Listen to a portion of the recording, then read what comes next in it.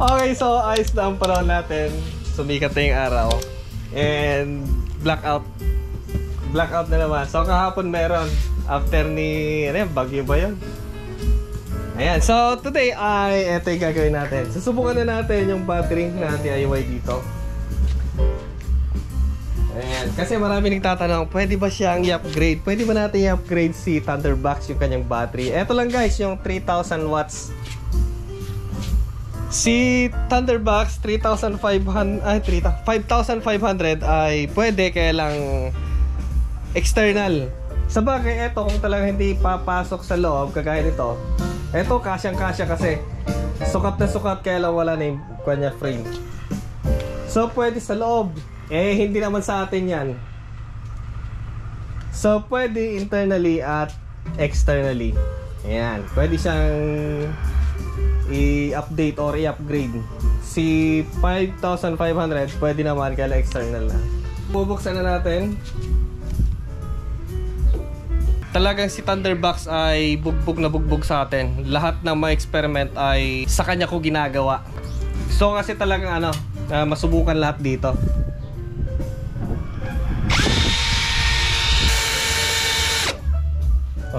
Oh, okay. Lobat pala to. Nalimutan kong chinarge. Okay, wag na nating sagarin, baka may masira yung battery.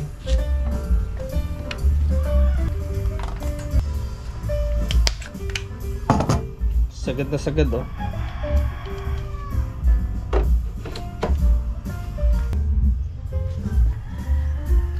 At saka pala guys, dahil sa magandang panahon ngayon, i-shoutout nga pala natin yung mga nagpapa-shoutout. Si Sir Leo. Kamusta na sir sa Hong Kong? Orlando Bernardo.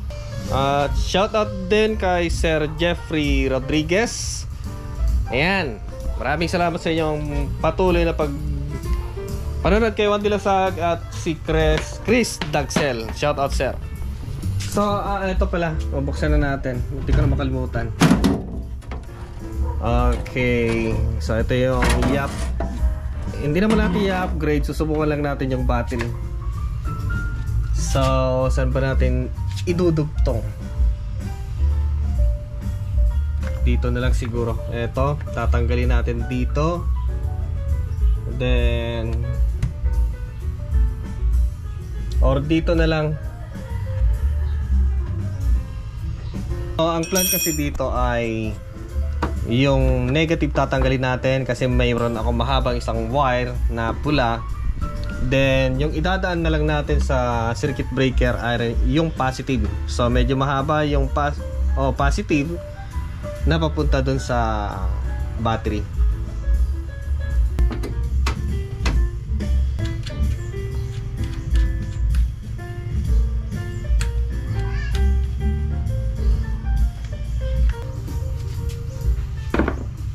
So ito guys ay deactivate ko, at ngayon ay bubuhayin natin ulit gamit ang tester.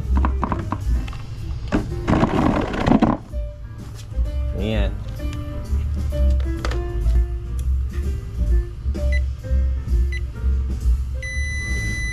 Ayan, so active na yung battery.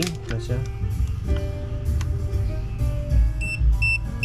26.3. So active na siya.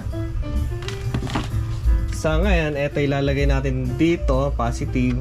At ito, may wire akong isa dito na mahaba, papunta dito.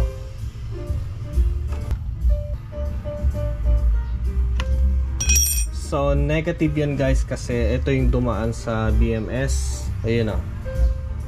Then yung positive ay dito na lang. Okay, so double check natin. So dito yung negative at positive dito. Kailangan tugma. Positive galing doon, yung pula positive, negative papunta doon sa kabila. Okay, so tama. Hindi kasi biro to, kasi nga 24 volt. Subukan natin i-on yung circuit breaker, sana walang mangyaring hindi maganda. Okay, so hindi natin siya papaandar kasi nga wala yung kanyang switch pala. Lalagay ko lang sandali. Okay. Switch natin ulit.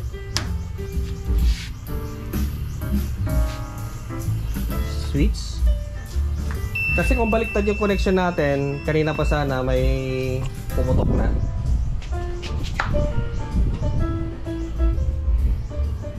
Yun lang kasing comment ko dito, masyadong madilim yung kanyang display.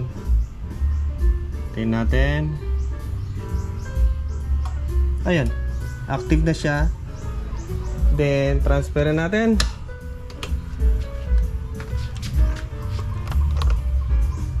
Solar.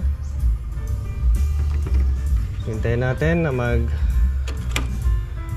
that's it. Wala pang grid. Yan. So yan na siya guys.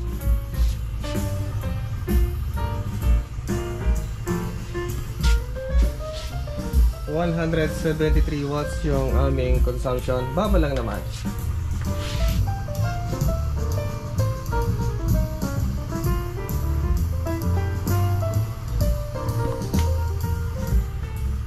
GK BMS. Check natin kung nagcha-charge sa battery. Ayan. So, ayan guys.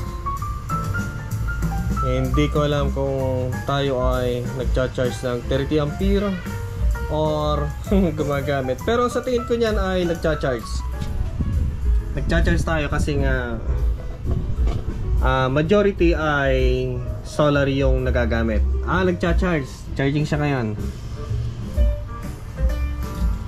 Charging siya. And ayun o, 3.3 na. Tapos ang ating protection over current ay na yung kanyang charging is off. Bakit? Ilan ba yung nakaset up dito? So kaya pala siya ganun kanina na nagpo-protect yung charging niya. Eto pala guys, ang setting pala nito ay yung kanyang discharge, yung palabas sa battery ay nakaset to 150 yung kanyang current. Yan taas. Okay, pero yung kanyang charging current ay mababa, nasa 25 lang. So babaguhin natin yan, iset natin into 60. Burahin natin yan, set natin into 60. Diba sa kanyang charging mababa kasi, kaya siya nagpo-protect kanina. Umabot ba naman yung charging kanina ng 30. Ayan, 28, 29, 30. Ang nakaset lang pala dito ay 25. Okay na yan. Float charging na siya 26.8, 27, 28, 29. Ayos na yan.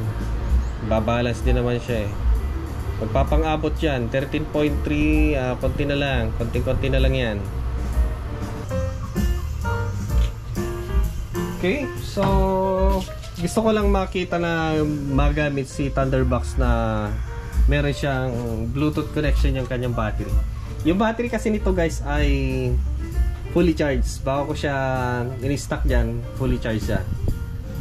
Kasi nga pang standby generator, kung sakaling brownout or lobat yung isa, may backup. Ay na, pares na pares sila. Pwedeng idagdag sa iyo ba?